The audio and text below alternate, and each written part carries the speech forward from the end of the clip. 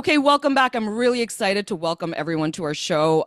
Let's start with Eliot Higgins. He is the founder of Bellingcat, an investigative journalism site that specializes in open source intelligence, using publicly available information like online databases, government records, and social media to investigate events. He and Bellingcat are known for their work on the Russian government. And if any of you guys have seen that documentary about Alexei Navalny, there are some pretty badass moments between Bellingcat journalists who are basically like they found ways of getting the FSB agents to talk about their role in the poisoning. It's wild. You should really check it out. Bellingcat has done work on chemical weapons attacks in Syria, other major national stories. And in addition to reporting, Eliot Higgins is focused on scaling Bellingcat's methods among citizen journalists and teaching media literacy to help the next generation think more critically about what they see online. Welcome, Eliot. Thanks for having me on. Next, we have Astead Herndon, someone who really embodies this sort of duality of legacy and new media, but I'd say he's pretty fully in new media now. Astead was recently named editorial director and host with Vox, where he will, quote, launch and lead a new multi-platform video podcast for Vox, while also contributing political coverage across text, video, audio, and social media platforms. That's all. Before that, he was a national political reporter and a prolific podcaster for the New York Times, and Astead got his start in journalism on the Metro desk at the Boston Globe. Welcome to Why Should I Trust You, Astead? Thank you. I'm glad to be here. And finally, a friend and returning guest to the show, Emily Jashinsky. Emily is a young, modern-day conservative intellectual weighing in on our daily debates with an eye toward constitutional rights, values, and yes, media. And she's a lot going on, wearing many hats, including hosting After Party with Emily Jashinsky on YouTube, co-hosting Breaking Points, and writing as a columnist for Unheard. And she has a brand new gig in Megyn Kelly's media universe. She's going to be hosting a wrap-up show on Sirius. Welcome, Emily Jashinsky. Thanks for having me. So, guys, like we said, the goal of this conversation is to figure out whether we all agree that we are even in an information ecosystem crisis right now. If so, trying to diagnose the causes as well as we can, and what, if anything, we can do to pull ourselves out. And then if, that's a big if, we can get things back on track, could this new decentralized media landscape actually lead us to a more trustful place? Eliot, I want to read from the foreword of this recent essay you co-wrote. And the essay has a super catchy title, Verification, Deliberation, Accountability, a New Framework for Tackling Epistemic Collapse and Renewing Democracy. And you wrote it for a group called Demos, a democracy think tank. And in their foreword, they write, fake news, mis and disinformation are as old as democracies, but the democratic emergency we are now witnessing across the world is embedded in a new level of information crisis. And this is a really interesting phrase. You say the information supply chains that fuel our democratic processes are breaking down, corrupting and fragmenting to the point where people can no longer make good sense of the world around them. So basically, headline, Eliot, explain what you're seeing happening with our media today. So really, it's a convergence of a few different factors. And for me, it really began with asking the question of, when we talk about people losing trust in institutions driving this disinformation crisis, what is that trust even based on in the first place? And really kind of digging into that. So verification, deliberation, and accountability is a framework I use to understand three core functions of democracy. That's verification is trying to find the truth. Deliberation is having spaces where we can actually discuss that stuff. And accountability is holding the powerful to account and making sure those things that we verify and deliberate on can actually have action taken on them. So it kind of simplifies our understanding of democracy down to those core functions. And we can understand those in the context of functional democracy, where those things are actually being achieved to an extent. Hollow democracy, where there's more performance of those functions, and a disordered democracy, where you have a simulation of those functions. And I think in this moment, we're moving towards a version that's more disordered because of a few key factors. One is the way we encounter information, we interact with information has changed dramatically. In the 20th century, those verification, deliberation, and accountability functions were performed by institutions, and they had a monopoly over the information that the public was able to see. And sometimes that worked, sometimes that didn't. But what's happened is we now live in a society where we have, rather than kind of a scarcity of information and a glut of attention, we have the reverse. We have a glut of information, but a scarcity of attention for that information. So we also have social media platforms that have become a primary source of information for people day to day, and they're driven by what's engaging rather than what's truthful. And what tends to be engaging is stuff that's emotionally engaging, and that means the information that we're now receiving and we're distributing to each other rather than through these institutions are really competing in this kind of marketplace of feelings. It's what gets attention is what people pay attention to because the algorithm is serving it to them. And that is that generally more negative, emotionally engaging content. So it skews the entire information system. And it also means that the public are competing in the same spaces for attention as these traditional institutions are. So that kind of turns the whole world over on its head and kind of flattens it at the same time. And I think this is kind of, the basis of this information crisis we're actually living through at the moment. Yeah, I mean, Astead and Emily, do you guys agree with the kind of diagnosis of us being in this, epistemic collapse, the collapse of these information supply chains? I want to go to you, Astead. Like, does that ring true for you and what you're seeing? Yeah, definitely. I think that we have seen information both become siloed, decentralized, as we've talked about, but I would even go further to say there's a step away from trust. I think there's an active distrust of traditional information ecosystems. I think, I've seen, the institutions that used to be those gatekeepers, those verifiers, and I think took an identity as that as well. I don't think play that same level of role. I don't think play that same narrative agenda setting, nor do I think that's all bad. I think that, there's a lot of ways that those gatekeepers lost trust in an earned way, and so I think the pandemic marks the kind of formal break with this. And I think we see in health and media and other places, people preferring someone in their own ecosystem to be a recommender more than health professional, right? I saw some stats on this from Edelman recently. And so I think that is true across a lot of different places. But the point I want to make is I would even go further than to say it's a passive step back from these places, more than it is in a lot of ways. I've talked to particularly like electorate voter lens, an active sense that these gatekeepers have misled you. And so your choice away from that structure, your choice to more independent media, your choice to more individual content creator is an active one. Emily, what's your take on this? Talk to me about what goes through your head when you hear the phrase epistemic collapse.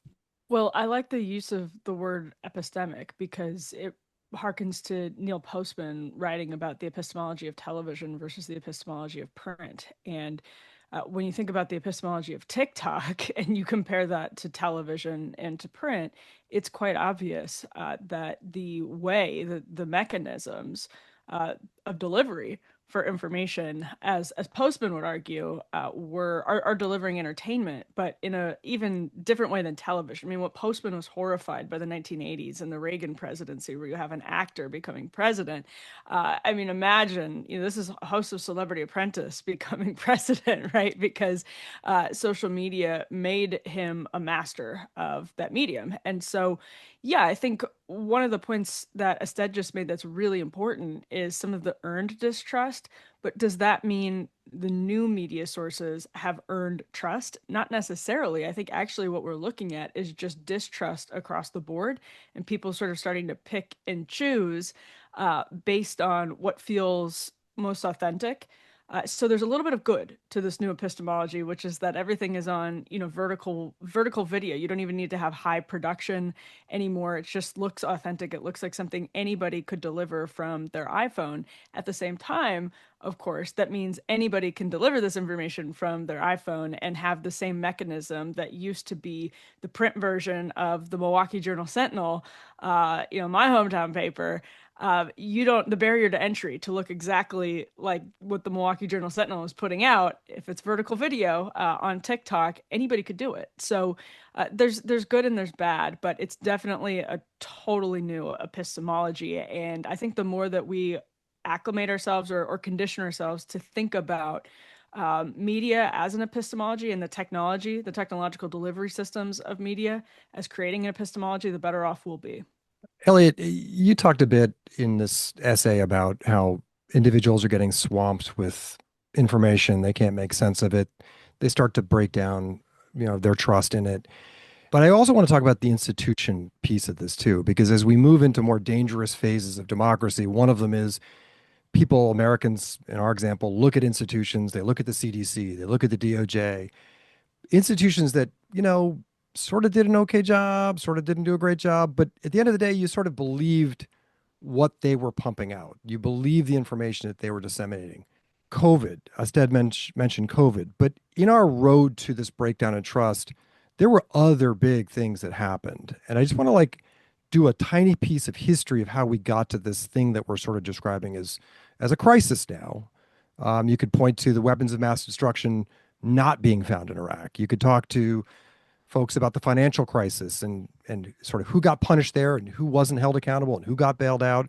But Eliot, do you want to just take us a little bit back in history as to how we got to this precarious place?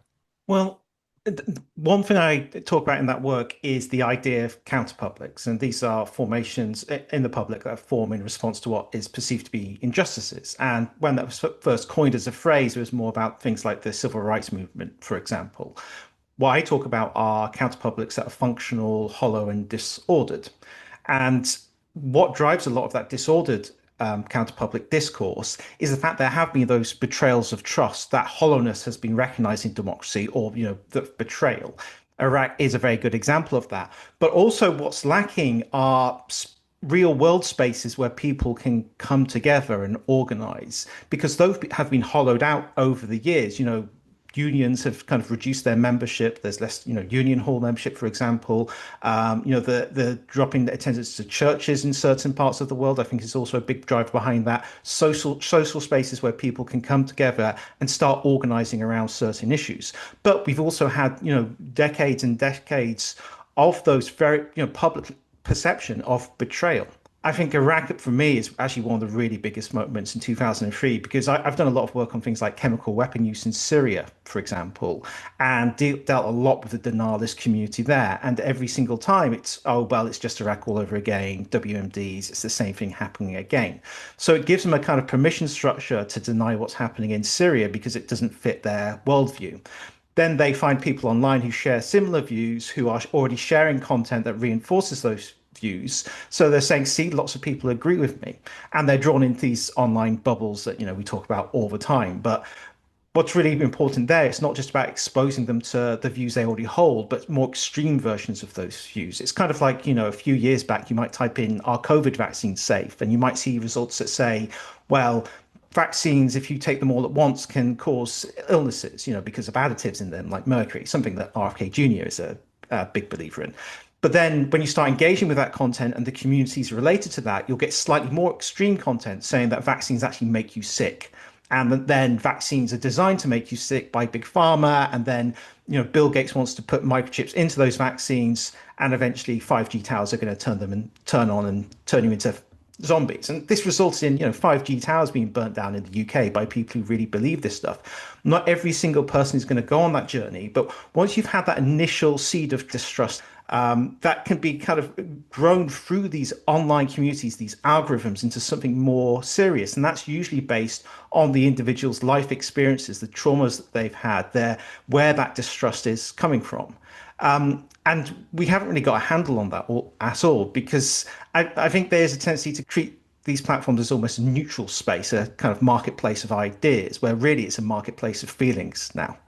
Astead, how do you kind of put all that together? We've got institutions that have failed in certain big dramatic ways, and we have this incredible environment of social media now that is there to kind of pick up the pieces and bring you to a new place. I mean, how do you see how we got to this place? I mean, I would really agree with the kind of timeline that was just laid out. I feel like there are both institutional factors that have driven this here. And I think that earned distrust is important. The second piece I would say from that is not acknowledging that earned distrust is important. I feel like our instinct, particularly someone who comes from a mainstream media, place, has often been to lecture people out of that. And I think we only kind of took that more seriously as it became unavoidable, particularly, I think, on the right and things. But I always point back to the the ways I had to overcome this, particularly in like a field day-to-day reporting way, was originally with Black communities in Boston who hated the newspaper for only showing up for murders and fires, which was an accurate description of their relationship to that place. I mean, getting over those steps were things that were been, if you do the kind of work I do that prioritizes people who were marginalized, you've always been dealing with that distrust. And so my frustration and our unwillingness to see that has boiled over, which I think was we didn't have the tools to really respond to that distrust as it became more applicable, I think, across a lot of people. Instead, I want to play out for me what it would have looked like to actually listen to distrust. Like, what would that even have looked like in 2003 America? Well, I'm going to kind of skirt the question because I guess I wasn't really saying, I'm saying once you have those, I agree about Iraq is formative. I'm saying, but once you have those moments of kind of mass failure, that's what you should be reacting to. And so in my universe, I think political, electoral politics version of Iraq might be what, 2016 election. And so I come out of that saying part of that is the same issue. We took a view of the country that was completely driven by top-down candidates, by kind of DC insiders, by like a kind of pollster, a collective agreement about the ways certain demographic changes were moving and things like that. So my point is, if you don't come out of that election and step away from the wheel and say, maybe the assumed ways we thought the growth of Latino voters is wrong. Maybe the ways we were applying our lens on African-American voters to immigrant communities is wrong. Like that to me is you not learning your last lesson of your sourcing. I think you could apply that to how much do we quote an IDF that has not sold the truth in repeated instances, right? Like how much do we quote a whole bunch of foreign governments and so I'm saying that to me is, I'm not really using, it's not, I guess I'm like not I'm too young to feel like I have the context for 2003 itself. Fair enough. When you have those instances for you not to respond, to me is you failing journalistically. Emily, do you want to jump in? What's your take on what Astead just said? I think so much of this is downstream of class biases in newsrooms, and that's kind of an obvious point, and not necessarily an epistemological one, but it's one that's important because the average news consumer, I mean, the biggest bias in media is working in media, and that's because the way you consume what you deliver is so completely different from your average news consumer. And I think that creates a sort of mystification about what distrust in media actually is when you're somebody who recognizes, most of the bylines you read and knows the inner workings of the papers and has read every single story in the daily TikTok of X on your timeline leading up to the story you read. It's just a completely different experience from your average or even your median news consumer. And a lot of the, I think, a lot of the problems in newsrooms is that they have so much more trust in media than especially people who are less affluent, so like lower than bachelor's degrees, lower annual income. That is just a totally different news consumption experience than most people in coastal enclaves have, and that is why newsrooms were caught off guard in 2016 and 2020 during the pandemic, and then 2024. It's just been those are like the formal, as Astead said, moments of departure where we can say that this marked a new epic or a new era. But for a lot of people in the rest of the country, they weren't surprised by many of those developments. So it's on that note, it's obvious. I think there's just still this big gulf, but the commercial incentives point is relevant too. What is the commercial incentive of TV, of TikTok, of cable versus print? Well, I actually don't know that it's entirely different. You have a little bit more time to be thoughtful in print, and you have you're writing for somebody who is not passively consuming. But at the same time, it's selling papers, and that's going to be with us no matter what.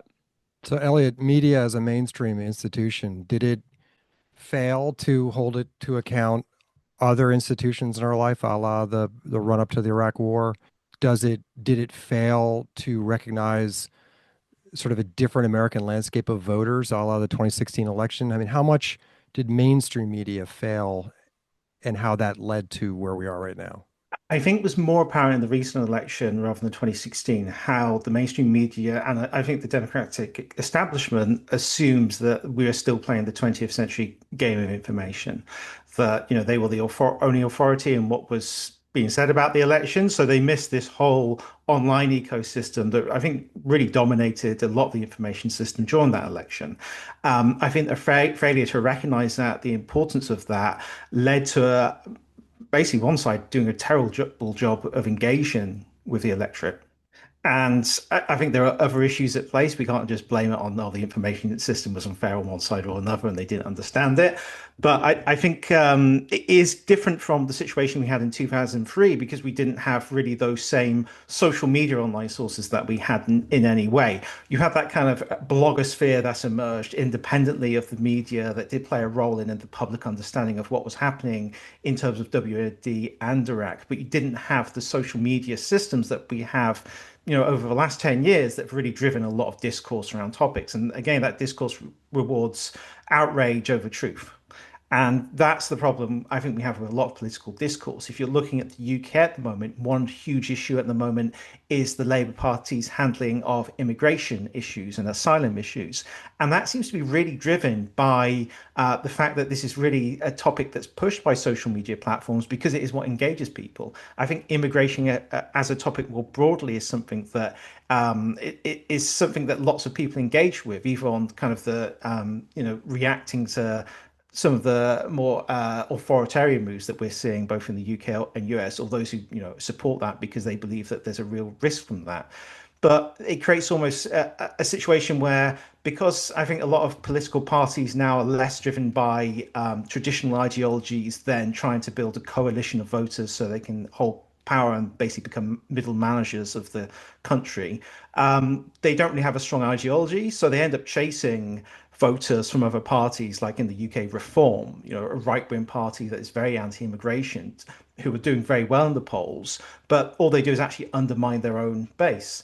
And this is because I just don't think they understand the information environment they actually are operating in truly.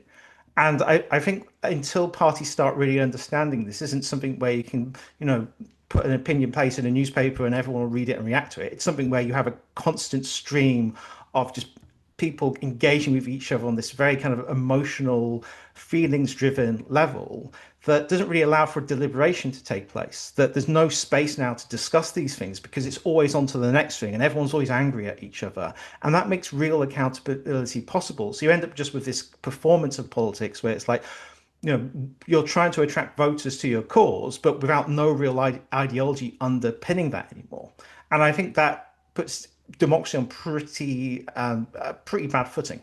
So, Eliot, you just said two things that I find really interesting. One is the outcome of what happens in these ecosystems, but I want to go back to this point of the media class not being reflective of the people that they're covering, and that there being this disconnect between kind of what they think are the stories and what, like, the idea that the media's biggest bias is the media. Emily, that really, like, a little light bulb went off in my head for that. But instead, like, let's dig into that even a little bit more, which is that, are we saying, is it like the professional managerial class has happened to media? Is that what we're saying? Like, the thing that people say about, quite frankly, the Democratic Party, they say it a lot about public health.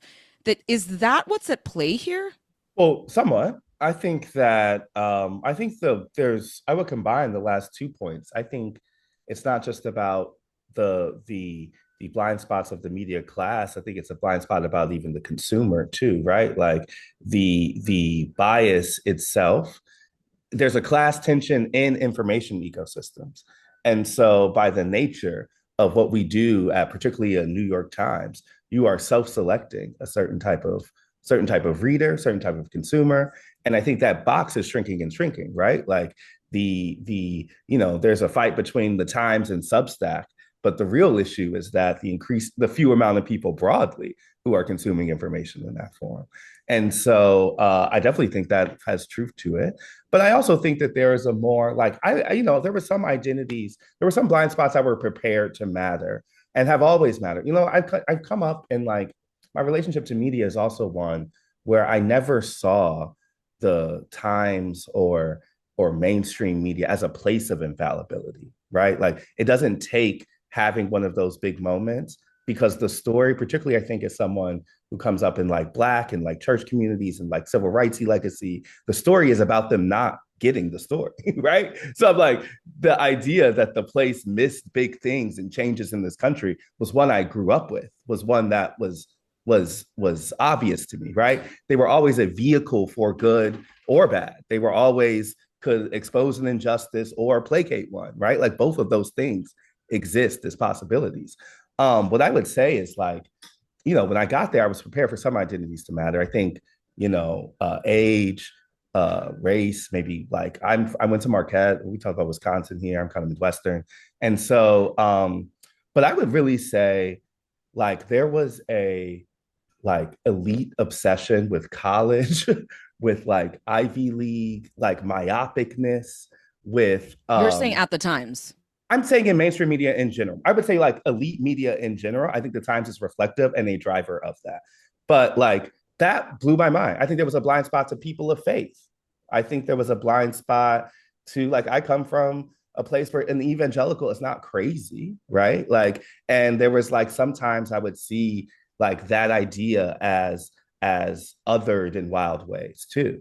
And so I don't though think we can separate this from some of the legitimate pieces of the 2020 movements about racial diversity and equity that we saw too. It's just that my version of DEI and fairness always included talking to said Trump voter or talking to other person too. And I think there was way too much ideological rigidity in how people were someone seeing that. And there was way too much class blindness in how people were seeing those phrases.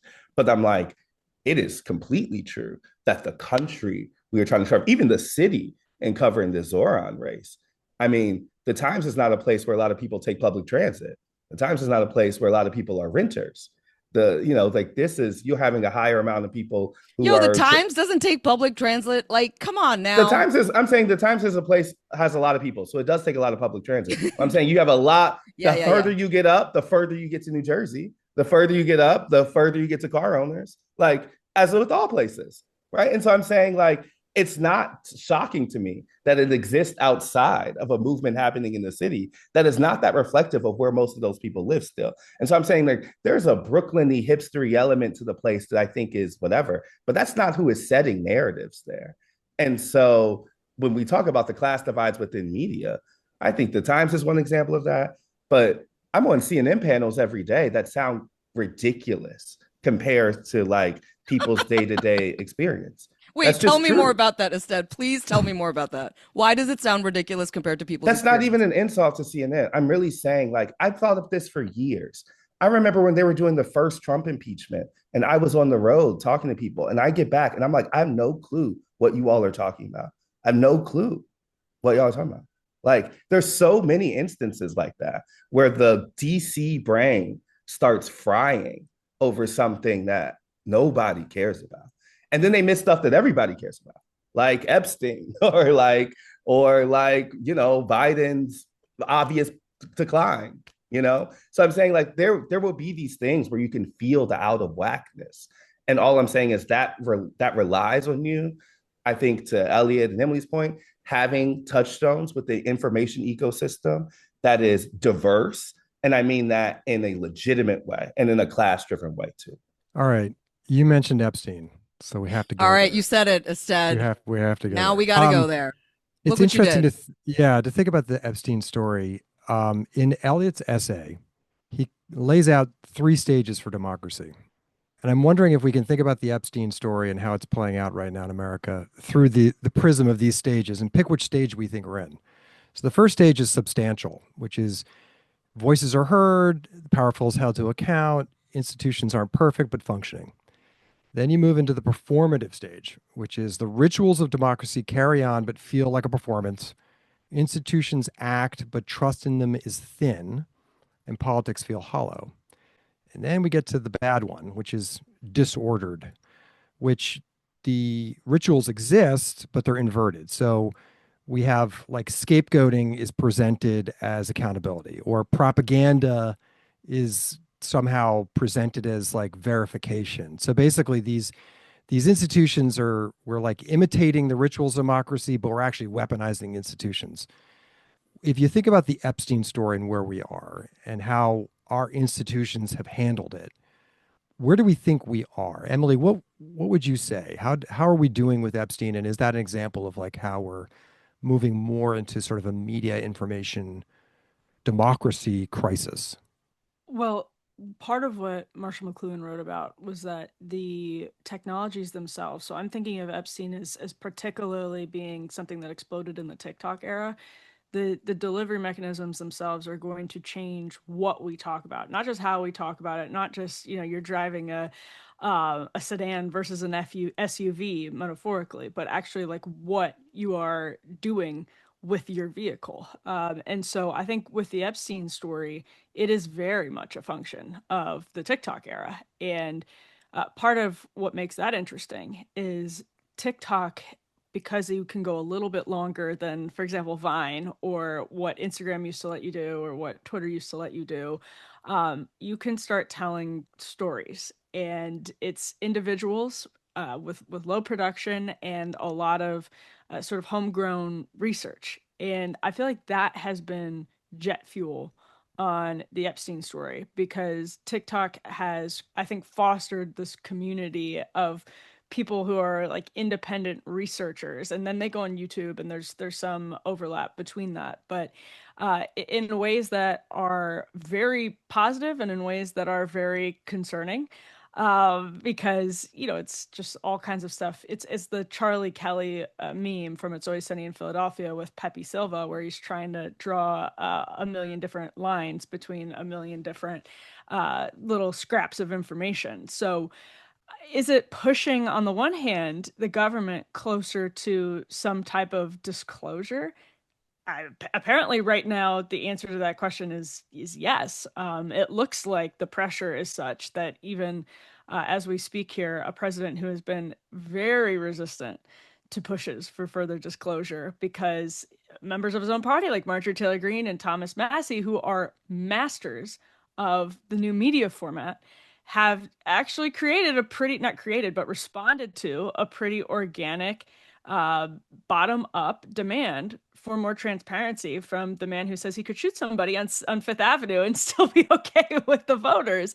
Um, it's also a testament to him being responsive to new media as well, and at least having the instincts to say, this is something that's real, as opposed to, oh, this is just, this will pass. So there's all kinds of stuff going on right now. Maybe it's a function of my age, but I also always feel like the description of the second category, Eliot's second category, to me that just seems like where democracies have always been. It's Yeah. hard That's for like that's me. like our operating system. Yeah. Right, yeah, it's hard for me to connect with a time where it wouldn't have been like that even historically. So it still feels like that's where we are, but it feels like maybe we're slipping from that position. So, Elliot, is the Epstein example, does that reveal a disordered democracy, or are there green shoots of optimism that, the people are speaking up to the institutions and moving them in a healthier direction?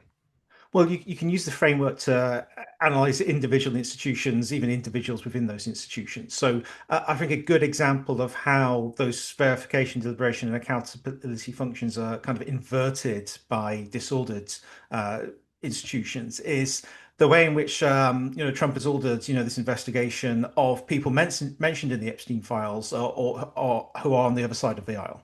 It's not about people on his side or people he likes. So it's that targeted accountability. It's about the out group being targeted and the in group being protected. But I think there's been such a huge amount of pressure. It's very, very hard for Trump, and we've seen today that he wants the files released now, to kind of ignore this issue. I think Marjorie Taylor Greene, people like Kash Patel as well, they represent what I would call part of the kind of MAGA disordered counter public coalition.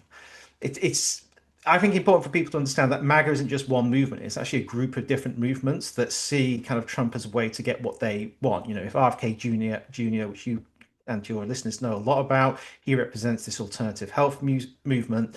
You have Kash Patel and Dan Bongino, who are more from this kind of Pizzagate kind of, sex crime truth movement.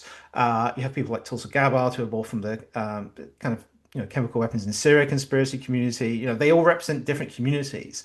And this is actually, I think, a bit of a crisis moment for that coalition, because those people who are voting for Trump because they think that he's going to be, revealing what's happening in the Epstein files are getting a very, very different delivery from what they expected. And for them, Trump is not the ultimate goal of this. Revealing the truth behind what they believe is, this huge cover-up is the main thing.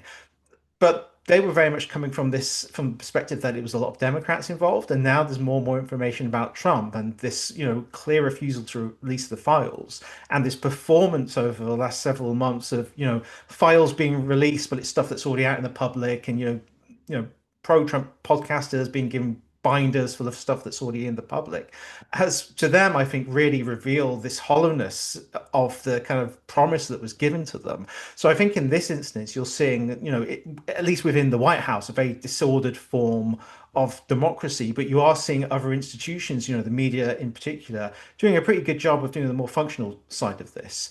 We can have these multiple different systems acting, in institutions with each other and against each other. And I think really what we're seeing is a more disordered form, within the White House at the moment.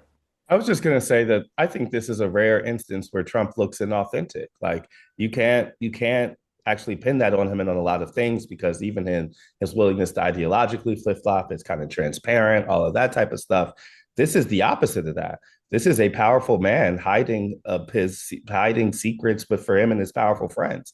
And so I think that it makes sense to me that not only is this the issue that the internet has latched on from, but this is the issue that has caused legitimate tension with him and that crew that mostly has liked him as a way to, as a kind of bull in China shop against an inauthentic political class.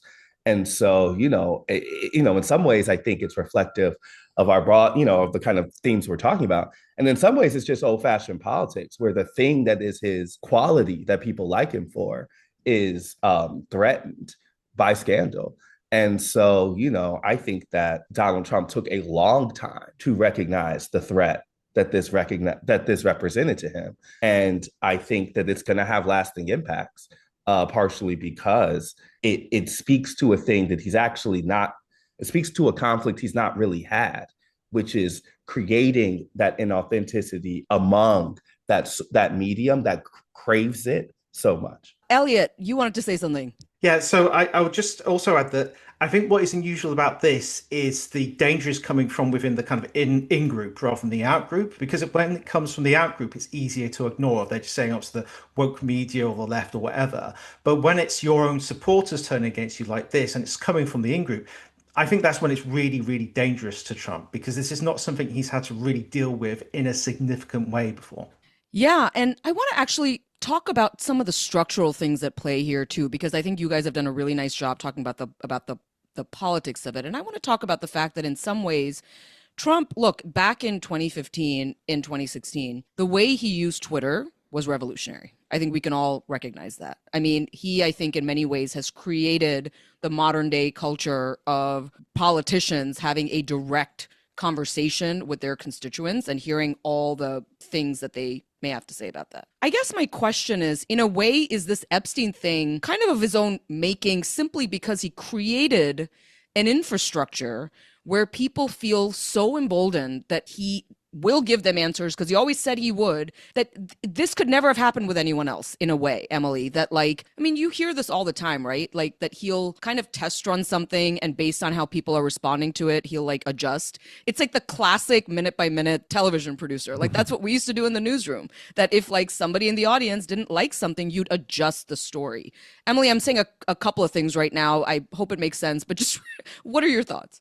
No, I mean, yes, that's his, I guess, political genius, or maybe as you could even call it, a media genius, is he used these kind of trial balloon posts on X, and really he could only be elected, I really believe, in a low institutional trust environment, because what he does is tell you that everybody else is not worthy of your trust, and by doing that, people then ascribe to him a level of trustworthiness that, they might not trust him 100%. I think it's a fairly small portion of the country that's actually a rally-going, die-hard Fifth Avenue MAGA person. But when you tell everyone else correctly that the other institutions have failed in this way, that way, and the other way, then you innately have this level of trustworthiness. And he has, I think, always understood that, which is, in some sense, why the way that he's handled the Epstein case is interesting, because he sort of stoked those rumors. There are clips going around the internet right now, not rumors, but he stoked intrigue over the story when he was originally talking about the Clintons, for example. And then it kind of got away from him because in this new media environment where TikTok isn't just, I think he had this impression because TikTok was helpful to him as he saw it in 2024, that, all these content creators were anti-democrat when it's just like everybody is in these spaces now. And TikTok theories about Trump and Epstein are rampant. And I think that's where Marjorie Taylor Greene is a very, very interesting example of somebody who is difficult for mainstream media outlets to deal with because of how she comes from just like a very normal background of your Trump supporter who is a small business owner in the suburbs of Atlanta, who is a woman that was, getting, as she's talked about, deep into Facebook conspiracy theories about the Rothschilds and other things. Like, that is so normal. And it makes sense that some normal human being who is having, as she has discussed, this normal relationship in a low institutional trust environment where things are spreading on social media that stoke ideas in her own mind that she goes to Congress, realizes were over her skis. She gave this speech on the floor of the House in 2021 that is so fascinating about exactly how she was seduced by some of these different conspiracy theories. And she was just upset, and her small business was hurting because of what had happened after the Affordable Care Act. And it was just easy for her to get sucked into this world. And so for her to be the one that pushes Trump so hard that he kind of takes a pivot on the Epstein files is almost poetic, as an example of how actors in this low institutional trust environment are operating, and how Trump is sometimes ahead of it, but then also sometimes behind it. Right. That phrase that, somebody like Trump could only operate in a low institutional trust environment, that really is interesting to me, Astead, because, you've covered Zohran Mamdani, for instance, right? And in many ways, I think you may even have said this in your piece for the Times when I think you find way more parallels to him and Trump than you do to him and Kamala Harris, for instance, in terms of how they interact with the public. And from my perspective in the show we cover, or the topics we cover, I look at Trump, Mamdani, and RFK Jr. as having a very similar kind of a vibe with their people, with how they communicate to people. And I guess what I would say instead is like therein lies the solution in a way. Like, sure, we're talking about Epstein, we're talking about conspiracies and all this stuff, but is there something to actually learn from these folks about how they're communicating in a low institutional trust environment? Yeah, I certainly think there is. I think that, Donald Trump is a expert diagnoser of problems, of societal problems. He does quite well at saying this is not working and acknowledging that places in society have not worked for people and that there are legitimate reasons for that distrust. Now, where he has, aired, I think, in public opinion or whatever is in democracy, whatever is in the solution building from that.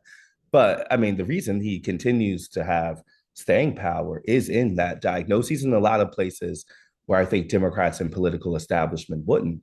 Zoran works from that same premise. He is not, as Democrats were kind of in power in the 2021-22 moment, telling people to not believe their eyes when it came to immigration and not believe their wallets when it became to inflation. Zoran was going door to door in Bay Ridge, talking about the ways that the party has failed working class people of color and working class immigrants, right? So that is his natural language, is to come from a place where those traditional structures have not supported you, and what are you building around that? I think about RFK Jr. as someone whose diagnoses a political system at both sides being inadequate, fits for your ideology as very important. I mean, we met so many of the people who and tracked their Maha to MAGA journeys. We interviewed RFK Jr. and talked to him about kind of his own journey from kind of radicalizing on democratic overreach as the most important thing. But does that mean that people don't think big pharma and corporate capture are real issues? No, they really do.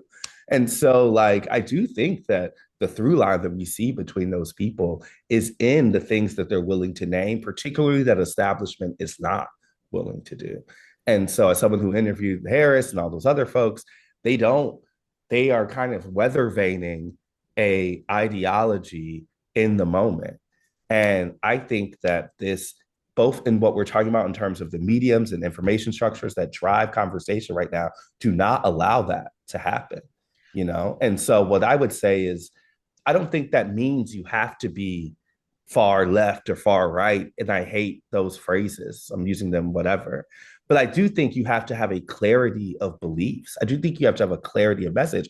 Even someone like Gavin Newsom can thrive in this environment because he has a clarity that I think someone like Harris has not had. And so I don't think it has to be a specific place from an ideological spectrum. But when I'm at that Mamdani rally and he says, we're going to make buses and the crowd calls back free, and we're going to make childcare free, and we're going to make, what's the third promise? Rent freeze, right?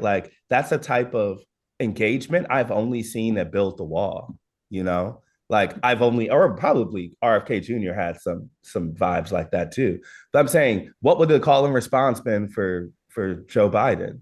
No one was calling out for the just CHIPS made me Act. laugh.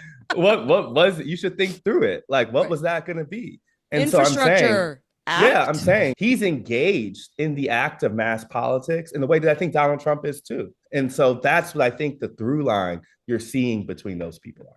Yeah, and I'm going to go to Emily next in a second. I just want to just boost what you're saying, because even in our audience, and we have a fair number of our audience who are Maha supporters, one of the things that I hear them say a lot is that even just naming the thing that you mistrust is so powerful, because the very act of mistrusting is it builds trust. It's a weird, it's like a currency. Yeah.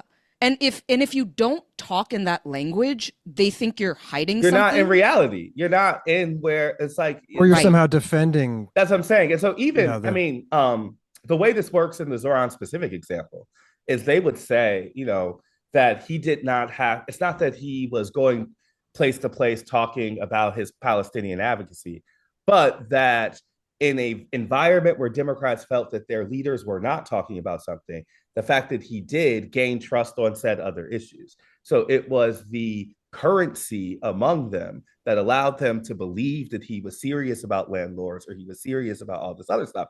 I think amongst communities, there's a lot of different of those kind of gateway style trust issues where if you are not clearing the barrier, I think COVID was a huge one here, but I'm if you're not clearing the barrier on acknowledging where those folks' distrust comes from, then they're not even going to hear you, even on things they might agree with you with otherwise. Boom. Emily Jashinsky, you wanted to add something. Yeah, so, that's really similar to what I was going to say. I don't know if folks have noticed that CBS, for example, has started putting out more and more transcripts of interviews. And this was something that I thought was really obvious that was going to happen after Kamala Harris and Donald Trump. Well, Donald Trump attacked 60 Minutes for what he said and then ended up in a lawsuit was the selective editing of a Kamala Harris answer on Israel-Palestine before the 2024 election. And what the public saw was indeed a discrepancy between the video and the transcript. Now, if you work in media,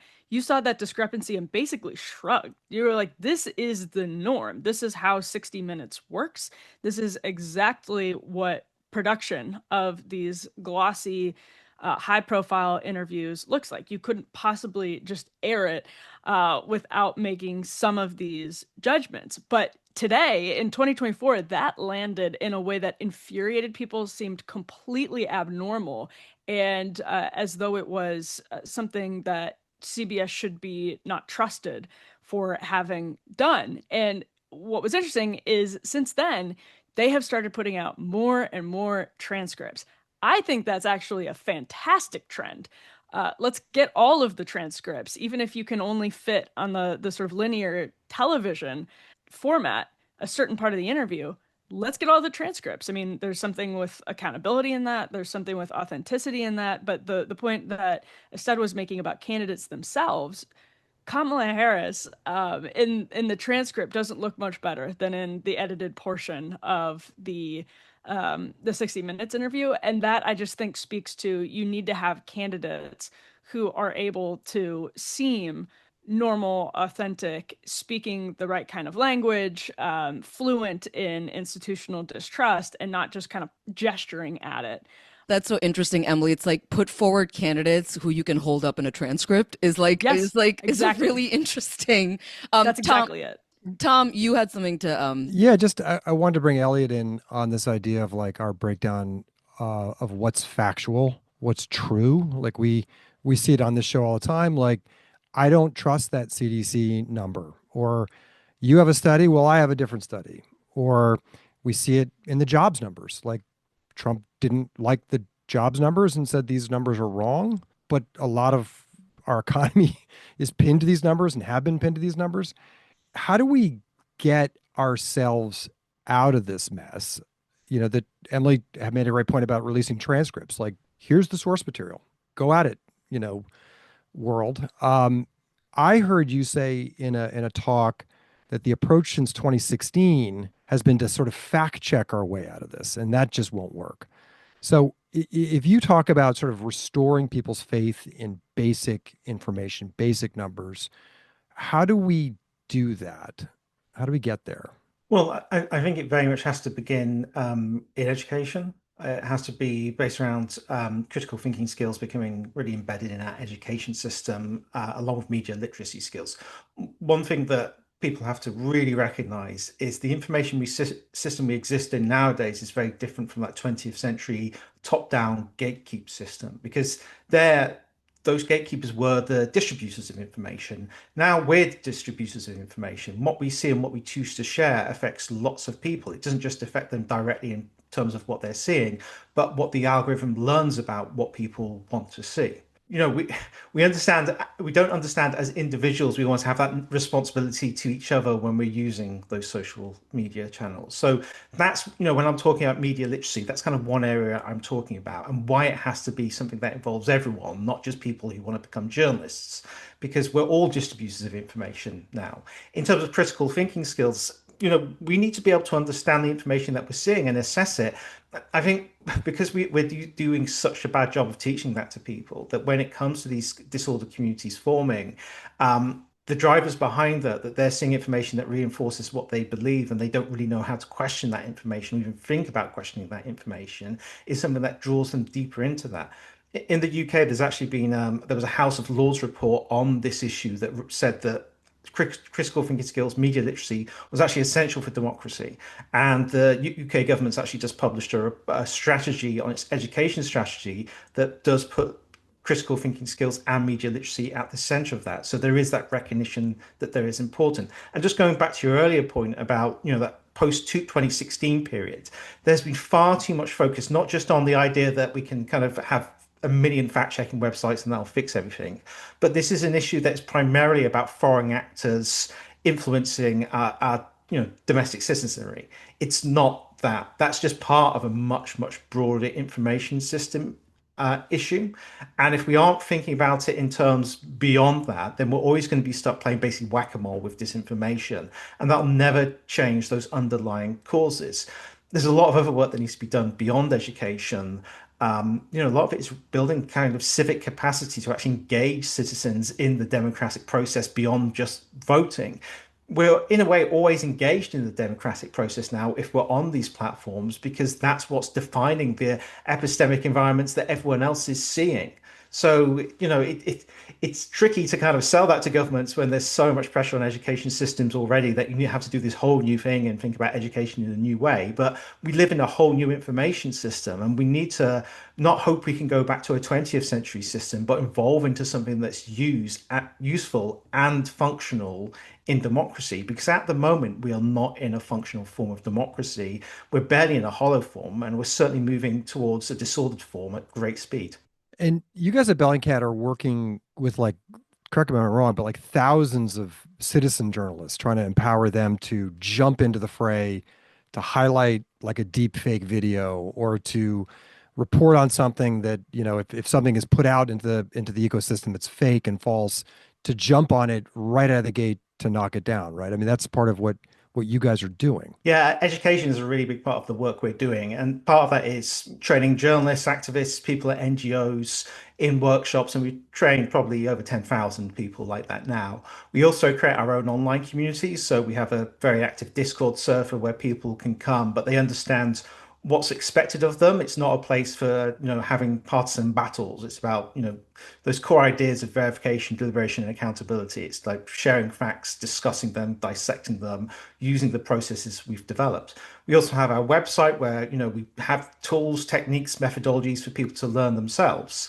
So it's creating, the training material, the spaces, the opportunities for people to actually engage in at least online spaces. But we're also now working with universities to create course material around open source investigation in a variety of topics, and helping them create investigative hubs with their own students. So those students are learning how to do investigations into things they care about, rather than being directed by Bellingcat or their tutors. And that's been successful already, and we're planning to expand that in the future. Elliot, you had mentioned something, and I want to ask Astead and Emily this. Sometimes I think, and our show gets in this all the time, which is like the conversation often ends up being that there's a mis and disinformation crisis, and we can't platform misinformation, right? Versus there's a greater issue with institutional distrust, and how can we earn that trust back with the citizenry? I often find that that's the central tension, even in our show. And we get accused of platforming misinformation because we have all kinds of people on our show. And I wonder, Astead, can you address that? Because I do think that this debate of platforming misinformation versus rebuilding trust that institutions have lost, like, we're stuck in a spin cycle sometimes of that. And I particularly see this with the left. How do you acknowledge that? Yeah, I think it's a huge issue. I think that, as you all are kind of identifying, there was an instinct to treat this, what I think was a worthy, earnest conversation about changing information ecosystems and misinformation, and spotting all that. I think it became a partisanly weaponized. I mean, it feels a little more like people trying to hall monitor information that they want to ideologically agree with sometimes. And so this was huge, I think, in 2020, 2021. I remember when we started our podcast at the Times, the run up, and the mere fact that we were talking to Trump supporting Republicans was a huge issue for the first 6 months, 8 months, and which really blew my mind because I didn't know about way to cover the election without it. And so I just think it got into this kind of frenzy. I have always leaned personally into the idea that our trust gap was such that we needed to meet people where they were. And that does not mean, I think, stepping back from your journalistic instinct. I think particularly with people who are known purveyors of false information, there is a why burden that you have to clear. So when we had RFK Jr. on our show, like, we made sure to explain the why. We made sure to turn him down at one point and like do our this is actually what group studies have said about this on Mercury and blah blah blah blah blah. Like, and so we have Kellyanne Conway on. We like made sure to say certain things. Like, we had Mike Lindell on, and it was about the ways conspiracies was rooted in the top levels of a Republican Party. And so there's a purpose for doing that. And then we went to Ronna McDaniel, the RNC chair, to ask her about the information we took. I think you have to ask yourself like the purpose of that. But there's misinformation that's not limited to just one side. And so I guess to me, you should always be asking that question. And that should be a burden in your head just generally. And so that was the reason I always felt kind of distant from that conversation, because I think things like, even, and then again, I go back to politics world, think about things like birtherism. There was such a resistance to dealing with the root or the scope of that conspiracy. I actually think it causes Donald Trump to be underrated as a political figure heading into the 2016 election, because we have actual numbers about like the mass amounts of Republican caucus goers who think Barack Obama was born in, Kenya or whatever. But because it was icky, because it was like a little uncomfortable, those are things that I think gatekeepers decide that they could exist outside of. To me, a post kind of like QAnon lesson is like those things are not true anymore. And actually the ways that those so-called conspiracies completely invalidate the other side as equal partner in democracy, to me is a feature of this political moment. And so I wouldn't run from that stuff, more so than think legitimately creatively about how most to responsibly engage in it. But I don't think ignoring it is, to me, a journalistic option on the table. Emily, what's your take on that? This kind of tension between platforming like admitting that institutions lost trust, and which kind of camp should we be in? Something I've always found difficult, coming from somewhere in like so-called flyover country, is when I went into media, and I've been in DC for a while, I just noticed people tend to, because it's their job, develop this sense of intellectual superiority over the average news consumer or the average voter.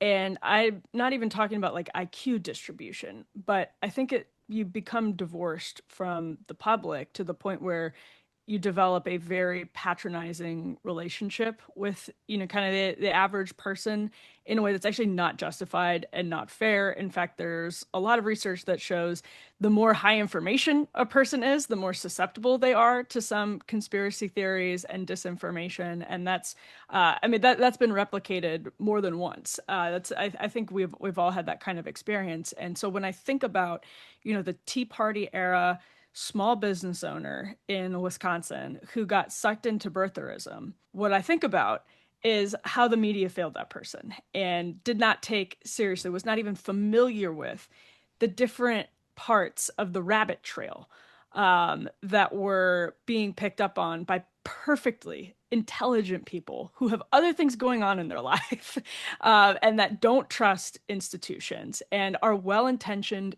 decent human beings, but stumble into these corners just oftentimes by happenstance, or because they got an email forward at the time, or because of a Facebook post, and they didn't spend multiple hours checking it out. It came from somewhere that looked legitimate. It came from a person that looked legitimate, and it's a perfectly rational thing for a busy, normal human being to do, to look at something and say, okay, this looks legitimate. I've thought about it for 20 minutes. I don't have 2 more hours to research it. It's just getting kind of baked into my head. And it doesn't mean that people lack agency. We all have agency, and we all, should be doing what we can to make sure that we are, finding the closest version of the truth that we possibly can and making our decisions based on it.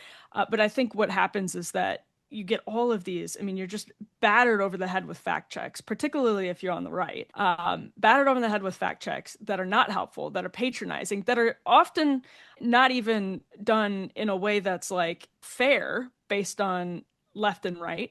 How many, and I just mean in terms of selection bias. So how often is there a fact check on this side as opposed to on this side? And that's one of the things that like really, really deeply frustrates people on the right. And so you end up just not trusting anything and making these judgments as you're going through life, like, oh, okay, this looks fairly legitimate. And again, it's not saying that's right. It's just saying that people in the media make it worse often by failing to understand and take seriously and treat that person as a good faith, rational actor, for getting pulled into this. And I think everyone in media had the experience during QAnon in particular of meeting a normal human being who had been seduced and sucked into that world. And a huge lesson for that is how to stop it before it happens, and to remember that rational, normal, well-intentioned people are just as smart as we are in the media. And there but for the grace of God go I, because it's your job. You And I have think, the Emily, luxury. I think the lesson that I am observing that's been drawn from, we saw what happened when like just a regular Upper East Side, remember that regular Upper East Side mom that found QAnon that was like the Times headline? Mm-hmm. That the lesson has been, let's throw a lot of funding dollars into fighting misinformation, and let's Mm-hmm. throw a lot of prioritizing it in philanthropy, in big think tanks, that like the problem is misinformation, and we gotta like cut it out at its root. We gotta figure out how to tell that mom that that QAnon thing is just bullshit. And instead, like, do you look at that? And I'll be honest, even in conversations on the show, we've had a lot of people be like, the fight now is fighting misinformation. It's fighting in our world, it's fighting medical misinformation. How do you respond when you hear that that's where a lot of the funding priorities are going? Yeah, I mean, it's interesting because I see this developing, but I have never personally found that to be a winning strategy. I don't necessarily know if I have one for for folks, but I think that sort of lecturing, I think that sort of like presumptive mind change requires trust that these places don't have. And so if we don't agree on the information ecosystem, and if we don't agree on your authority as gatekeeper, then your litany of facts is not going to mean much to me. That's what I don't really understand about some of those efforts. I think to like Eliot's point that he made, I think previously, like, a rebuilding of community spaces, I feel like is very important. Like for the work that I do, you can feel the kind of people's insideness from 2017 till now. You can feel the retrenchment from places where people come together and you can kind of ask them questions about politics or whatever. Like even the places I go in communities have gotten harder and harder to find. And so like I think that's hugely important. The part I agree with, with what Emily was saying was really about like the you have to have I think there is a belief in the media sometimes that our vote matters a little more, or that there's a version of a vote that should count for double, that if you vote for smart people reasons and not other ones, then somehow it's more meaningful. And I think that you have to rid yourself of that to even come to even create the space of curiosity to have an earnest dialogue with folks, right? And so in that, you can, yes, learn the factors that led someone down the path of conspiracy that are underrated. You can honestly learn about bigotry. You can learn about the factors of overt distaste for people that are bubbling among places that the folks don't talk about. But you get a more earnest discussion of where folks are coming from. And I think that only is going to come with a curiosity and a removal of, I think, the haughtiness we're both talking about. And so I think that like I have totally seen, I get questions all the time about, oh, like, how do you go to said thing as Black guy? And it blows my mind because I'm like, there's so many qualities that we have, right? Like, and also, why aren't you going? Is my question too. I would be embarrassed to call myself a politics reporter and not be going. And so I guess I'm like, so much of I think what we're talking about is folks who have removed themselves from the idea that those voices matter. And in my world, particularly in electoral politics, there's been an overlean on not even like data in like a investigative way, but I think publicly available polling to supplement people's voices. And I think that has really collapsed nuance. I think that really has collapsed like the kind of why in the country's movements. And in my feeling, our political system divides and polarizes a country that is actually, I think, being forced to fit themselves into ideological boxes that don't match them. And so when you only work from the premise of polling, I think you really miss that from the people perspective. And I find that to be a real bummer of our political reporting, because I think it actually paints a picture of a country that re-entrenches said polarization more than it does helping us break free of it. Instead, I can't I just have to just say an amen to that because it's so, in the work we do where we talk to so many people who are mistrustful of the medical system, who've stopped taking vaccines, who really believe in Kennedy, and our entire mission is to understand where that comes from, like truly, and to engage in conversations. So I just want to say I really felt kind of seen and heard in what you just said. Tom, you wanted to go Yeah, next. I mean, this could be sort of a final question, and Elliot, I'll come to you. You wrote the report on our past and our present, how we got into this place. I just want you to kind of look forward a little bit to the future and the stress test on all of this of artificial intelligence. What are you're sort of living on the frontier of this. What are you most worried about for our future, our immediate future in this information structure that we're living in right now? And the sort of the rise of artificial intelligence is like a whole nother sort of stress on this whole system. Yeah, think of it as a stress on the system rather than the one big problem we face in the future is important. I often get asked a lot of questions about artificial intelligence, and it still exists within those systems that we already operate within.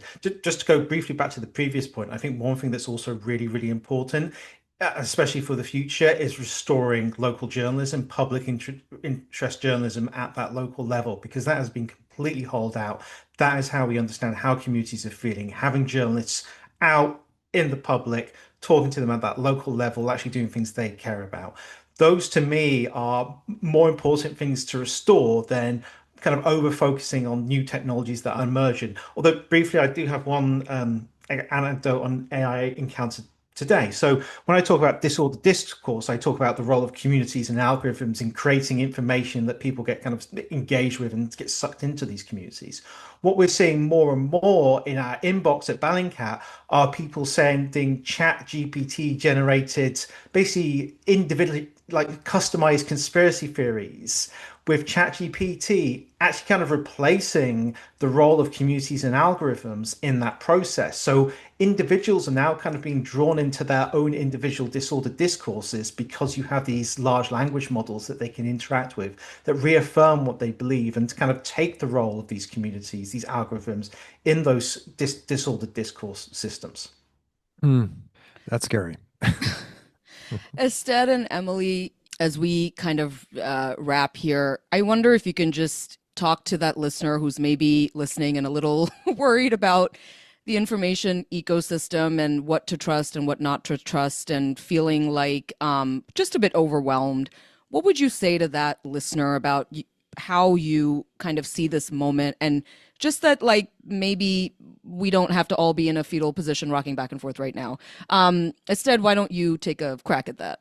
Well, in the spirit of acknowledging distrust, I would say it's fair to feel overwhelmed. I would say it's fair to feel kind of swamped. And I think that, but to me, the priority on values like accuracy and fairness is unique amongst its, is unique enough right now where if you're prioritizing information that passes those barriers, support it, and encourage others to do the same.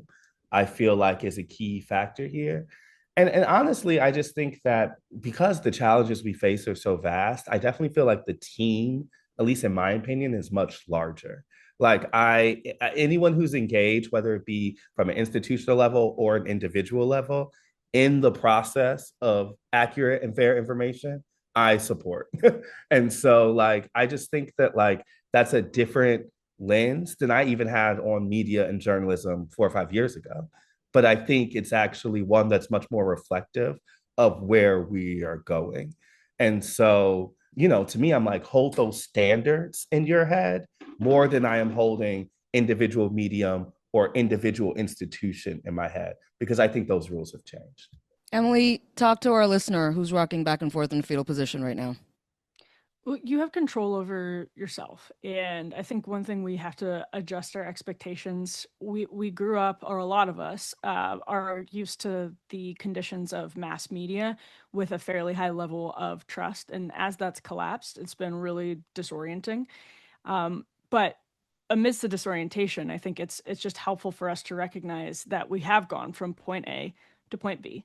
And that's okay. It's a function of technology. We haven't always had Walter Cronkite on the evening news through human history, soothing us with the most important stories of the day in language that felt true and accurate. So basically, we just all have to put in more time and effort. And I think that's unfortunate because I think there are things, journalists can do better. But aside from that, we're just going to have to chase down information individually and in conversations with our family and friends, people in our community. We're going to need to that's going to have to be a kind of community function and an individual function of really doing your own research, pushing yourself to get closer and closer to the truth, reading transcripts, following the links. That's different for us because we feel like we used to be able to have a relatively high level of trust in one source or two sources or three sources. Maybe it was your local news, your local paper, and the evening news. But now it's just going to be different. We're all going to have to develop a sort of immune system or an instinct and do the best that we can on our own and in our communities. You said immune system. I see what you did there. No pun intended. There you go. No, we love talking about the immune system. Eliot Higgins, final word. I think we are going through a difficult transition at the moment, because the information system is changing so much around us. I think there's a lack of recognition of what's actually changing as well. And I think having conversations like this in the public, having people listening to, what these challenges actually are rather than the kind of surface level symptoms of these challenges is something that's really important. There are lots of ways for people to engage with the kind of work that we do at Bellingcat in terms of, crowdsourced open source investigations. And if you want to get involved, please do. But I think it's important also to keep an open mind when you're talking to people. I think we've often just slide into kind of partisan politics far too often. And it's been really great to have this conversation today where we've just been able to talk about things sensibly and discuss the issues. And I think it's great to see that we all, I think, broadly agree on them. Well, I am just so grateful to you guys for joining. Truly, we are huge fans of you all. We talk about you all behind your backs in really good ways, just because you help us clarify and think through this world we're living in. So Emily Jashinsky, Astead Herndon, Eliot Higgins, thank you so much for joining us on Why Should I Trust You? Thank you. Thank you. So that was our episode today. I am Brenda Adhikari. He's Tom Johnson. Next week is Thanksgiving. So I don't know. We'll see what we do. Maybe we'll sing a song for you guys or something. I don't really know. But we want to thank you so much. Send us questions and comments at questions@whyshoulditrustyou.net. And we'll see you guys around. Thank you.